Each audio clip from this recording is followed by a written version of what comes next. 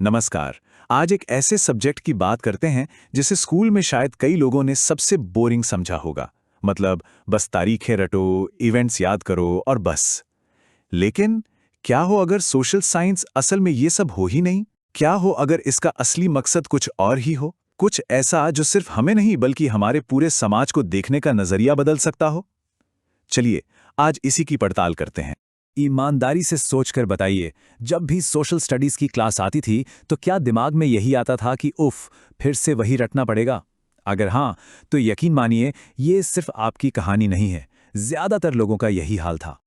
और इस फीलिंग के पीछे कुछ आम वजहें भी हैं जो हम सबने कहीं ना कहीं सुनी ही हैं। जैसे कि अरे ये तो एक नॉन यूटिलिटी सब्जेक्ट है, असल जिंदगी में इसका कोई काम नहीं। या फिर ये कि साइंस और मैथ्स जैसे स्मार्ट सब्जेक्ट्स के सामने ये कुछ भी नहीं है। और ज्यादातर तो इसे बस किताबों में लिखी चीजों को रटने तक ही सीमित कर दिया गया, जो इसे सही में बहुत बोरिंग बना देता है। तो ठीक है, चलिए इस पूरी धारणा को ही चैलेंज करते हैं। ये जो सोच है ना कि सोशल साइंस एक बोरिंग सब्जेक्ट है, ये असल में एक बहुत बड़ा मिथक है।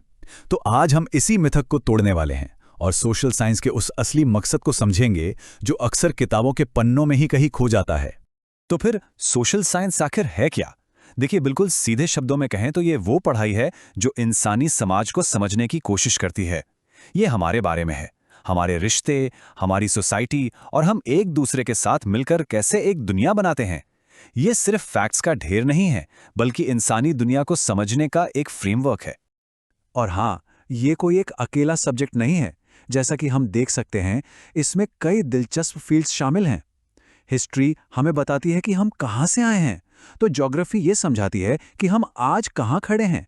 पॉलिटिकल साइंस और इकोनॉमिक्स ये बताते हैं कि हमारी सोसाइटी की पूरी मशीनरी चलती कैसे है। ये सब मिलकर उस दुनिया की एक पूरी रंगीन तस्वीर बनाते हैं जिसमें हम सब रहते हैं। तो अगर इसका मकसद सिर्फ फैक्ट्स रटाना नहीं है, तो फिर क्या है? यहीं पर सोशल साइंस की पढ़ाई का एक नया और कहीं ज्यादा बड़ा मकसद सामने आता है। ये फैक्ट से बहुत आगे की बात है। जरा इन दो तस्वीरों को देखिए। एक तरफ एक शांत गांव है, दूसरी तरफ एक चमकता हुआ शहर। सोशल साइंस हमें रटाता नहीं बल्कि सवाल पूछना सिखाता है। ये सड़क किसने बनाई? यहाँ जो लोग रहते हैं उनका इतिहास क्या रहा होगा? उनका भविष्य कैसा दिखेगा? ये शहर यहाँ कैसे बन गया? इन सवालों के जवाब रटने से कभी नहीं मिलते, बल्कि सोचने और विश्लेषण करने से मिलते हैं। तो यहाँ असली बात सामने आती है। सोशल साइंस का मकसद हमें ऐसे टूल्स देना है जिससे हम दुनिया को सिर्फ देखें नहीं, बल्कि उसे क्रिटिकली समझें। ये हमें एक आलोचक की नज़र देता है, ताकि हम अपनी असल जिंदगी की मुश्किलों को न सिर्फ पहचानें बल्कि उन्हें हल करने के बारे में सोचना शुरू कर सकें। और इस आइडिया को भारत के नेशनल करिकुलम फ्रेमवर्क यानी एनसीएफ ने बहुत खूबसूरती से समझाया है। वो कहते हैं कि इसका मकसद सिर्फ जानकारी देना नहीं, बल्कि एक क्रिटिकल, मॉरल और मेंटल एनर्जी पैदा करना है। जरा सोचिए, एक ऐसी एनर्जी जो हमें उन सामाजिक ताकतों के खिलाफ अलर्ट करे जो आज़ादी और बराबरी जैसे हमारे बुनियादी मूल्यों के लिए खतरा बन सकती हैं। तो इस सोच को हकीकत में बदलने के लिए एनसीएफ ने सोशल साइंस को पढ़ाने के तरीके में एक बहुत बड़े बदलाव का प्रस्ताव रखा है। एनसीएफ इसे एक फंडामेंटल एपिस्टेमिक शिफ्ट कहता है। अब ये थोड़ा भारी भरकम शब्द लग सकता है, पर इसका मतलब बहुत सीधा है। इसका मतलब सिर्फ सिलेबस बदलना नहीं है, बल्कि सीखने सिखाने के पूरे नजरिए को ही जड़ से बदलना है। अब फोकस इस पर नहीं है कि क्या सीखना है, बल्कि इस पर है कि कैसे सोचना है। तो ये बदलाव असल में दिखता कैसा है? चलिए देखते हैं। पहले क्या था? टेक्स्ट बुक ही सब कुछ थी, ज्ञान का इकलौता सोर्स। अब उसे बस एक शुरुआती बिंदु माना जाता है जो हमें खुद खोजबीन करने के लिए उकसाए। पहले इतिहास बस कुछ मेन स्ट्रीम लोगों की कहानी होती थी। अब कोशिश है कि समाज के हर हिस्से, हर इलाके की आवाज उसमें शामिल हो। और सबसे बड़ा बदलाव, रटने की आदत को अलविदा कहना और कॉन्सेप्ट्स को समझने और एनालाइज करने की क्षमता को अपनाना। इसका एक बेहतरीन उदाहरण है सिविक्स से पॉलिटिकल साइंस की तरफ का सफर।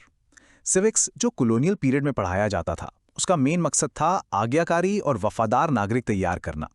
वहीं दूसरी तरफ पॉलिटिकल साइंस का लक्ष्य ऐसे नागरिक तैयार करना है जो सवाल पूछें और समाज में पॉजिटिव बदलाव लाने की हिम्मत रखें। तो ये सिर्फ नाम का बदलाव नहीं है, ये सोच का बदलाव है। आज्ञाकारी प्रजा से सवाल पूछने वाले और बदलाव लाने वाले नागरिक बनाने की तरफ एक बहुत बड़ा और जरूरी कदम।